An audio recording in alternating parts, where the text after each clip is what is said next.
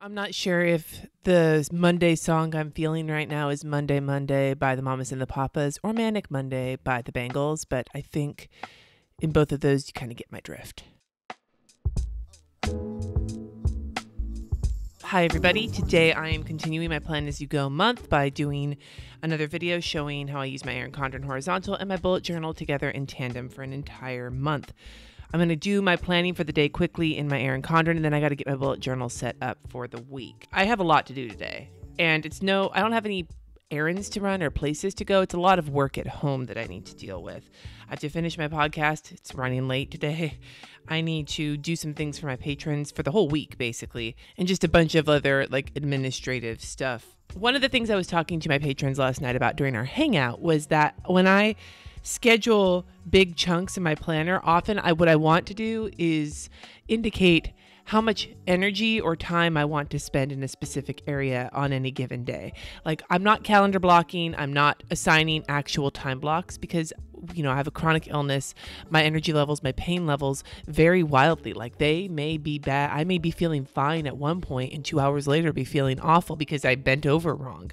So by indicating where I want to spend the most energy that day, then at least I know however much energy I have, kind of how to proportion it out, if that makes sense. Portion it out. Proportion. I don't even know if that made any sense English-wise. Anyway, so today is mainly a work day. I need to set the crock pot as well. I was going to do cream cheese. My meal plan is all over the place this week. So I'm going to take another couple seconds. I know I haven't gotten started yet, but I just got to tell you, this is best laid plans and all that. I was meaning to do chicken and gravy last night for dinner, and then my son put sand in the garbage disposal while I was filming yesterday's plan with me, which is part of why it went up so late.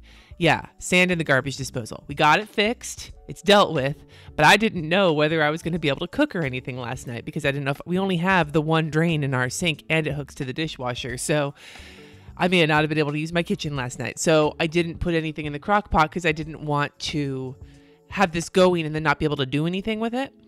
So by the time we got it fixed, I didn't have time to make that. So I moved Brenner to last night because I could make that quickly, and it was delicious, by the way. My kids had avocado toast as part of it because they're little budding hipsters. I think what I'm going to do is move cream cheese taquitos to Wednesday, chicken and rice to Thursday, and tonight do chicken and gravy because it is gloomy as fuck outside and I really would like comfort food. So that's what I'm going to do. So I have to put a crock pot notification on here, and then work is the main thing I'm focusing on today. We actually got a lot of chores done this weekend, so the house is in pretty good shape. Anyway. Oh, I do need to go to Target. Fuck. I need to write this down before I forget. There was 2 things yesterday we discovered we needed more of that I didn't buy when I went shopping on Friday. One of them was garbage bags. One of them is something else, and I can't remember what it is. So I have to text my husband after I'm done filming and ask him. But I wanted to make it. This is reality, my dudes. Okay. Let's get this started. So I'm doing an all Krissyanne Designs week. If you didn't watch yesterday's plan with me, I will throw it up in the cards. You can tap on that to see it from yesterday.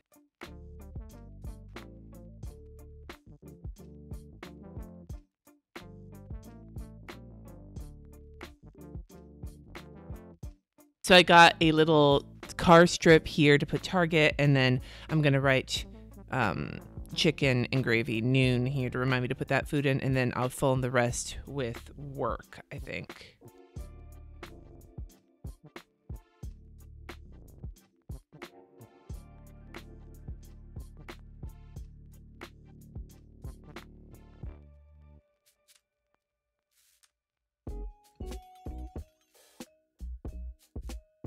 That's sort of awkward looking, but I was trying to make it match the date covers. Whatever. So that is basically my day, kind of all over the place, but that's my focus for the day, is getting work done. So now I am going to set my bullet journal up for the week. And the first thing I need to do is put in that I actually had a couple of decent days this weekend. Yay. Nothing else went according to plan, but my health was okay. So that's awesome. So I'm going to show you guys something. I want to show you some planner reality here. My weekend, which I thought was going to go a certain way, did not. Here, for example, is my time tracker. That is when I stopped touching it for the weekend, and I'm not going to backfill it in. I'm going to leave it like that. Notice all of the things I did not finish this week. Notice that I did get a lot done here, but not everything that I needed to do. So, what happened? Well, let's just say that when a kid gets in trouble for something, like big time trouble for something that they did, you often, as the parent, are also in trouble. Let me know in the comments if you identify with what I'm saying. When you're having to punish your child or give your child consequences for a choice that they made that might not have been the best choice, and you have to punish them in some form or another. And I'm not talking about spanking them. I don't do that. I'm just talking about punishment, especially when it involves the restriction of things like electronics, and your kid happens to be a 12-year-old boy, that not only are they in trouble, but then you also have to deal with the consequences of being in trouble, because it's not as easy as just to say you're punished and then go on with your life. You have to be on top of that. Well, that's what happened in this house this weekend. I was not able to do all the things I wanted to do because I was focused on other things. That means that I did not get as ahead as I wanted to this week, which is why things like my podcast still have to be dealt with today, even though it's Monday and it should have been up already. Stuff like that. So now part of that's my own fault for not planning enough in advance, and I should have already been done by the time I hit the weekend. But you know what? Shit fucking happens, right? And we have to learn to deal with it and manage our expectations. So that is what I am working on now. But I just thought I would mention that as like a piece of reality for you, that, no kid is perfect all the time, even though often it feels that way when you watch vloggers, parent internet people who show their lives, and they show and I mean, to be fair, I'm not going to go in detail into the thing that my kid got in trouble for, because that's his business. It's not the internet's business. But what I will say is that I think it's important to remind people who are parents watching this that no kid is on their best behavior all of the time, even if it looks that way on the internet, because who wants to talk about the bullshit your kid got up to, So I just wanted to be real with you guys. Wanted to clue you in on why my planner looks the way it does. Now, it's not garbage looking, it looks nice, but it on surface level, it looks nice. You look deeper at it, you can see the places where the cracks are showing in how my life went this weekend. Enough bitching about that. I'm going to draw in my time tracker and get my intentions list sorted for the week, which is going to be quite full as it is almost the end of the month. I got a lot of prep work to do, and it's big game week, so there's a lot going on.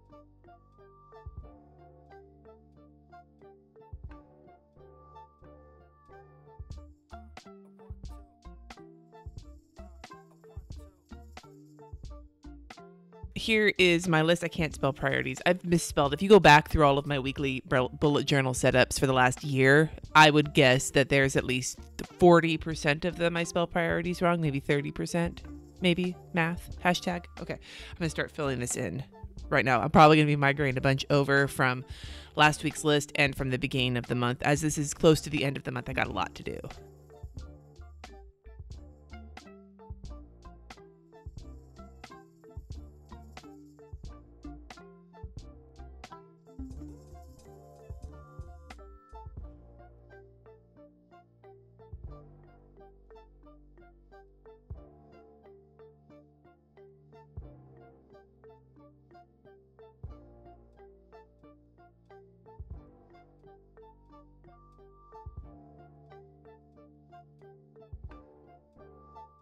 All right, here is my week set up, and now I'm going to start working on my days. I liked what I did last time with the dates from the Krissyanne Designs situation, so I think I'm going to do that again.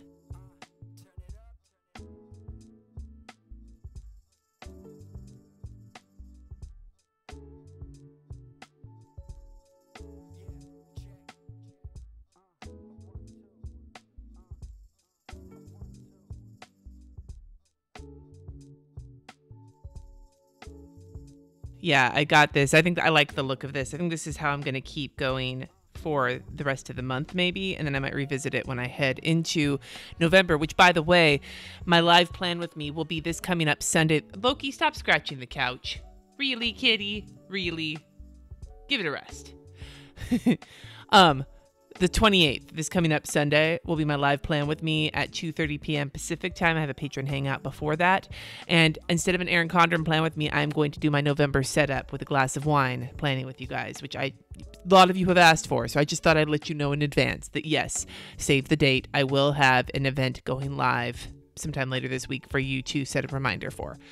Regardless, I'm going to get back to my situation here. And I also want to add, one of the things I've been really enjoying about this setup is that by altering the size and the order of the boxes for work, church, and home, it kind of goes with my Erin Condren in terms of indicating how much energy I want to spend in a particular area. If I make my work box super big, that means I expect to spend the majority of the majority of my energy this day on work, with less on the other areas. Same thing here. Like it's all of this is a visual way to cue me in on where I should be spending my time without putting myself into the boxiness of time blocking, which, like I've said before and multiple times, does not work very well for me with my illness. So I just thought I'd reiterate that.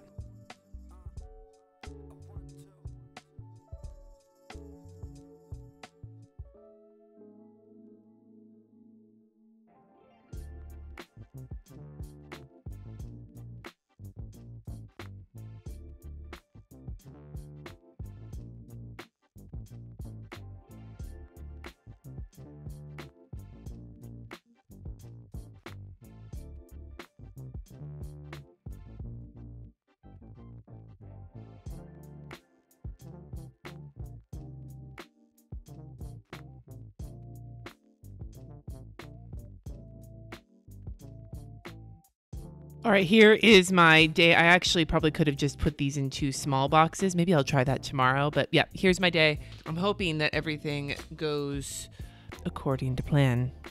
But who knows, right? If I've learned anything in this last week, it's that hell no. I mean, it's not really reiterated, maybe is a better word than learned.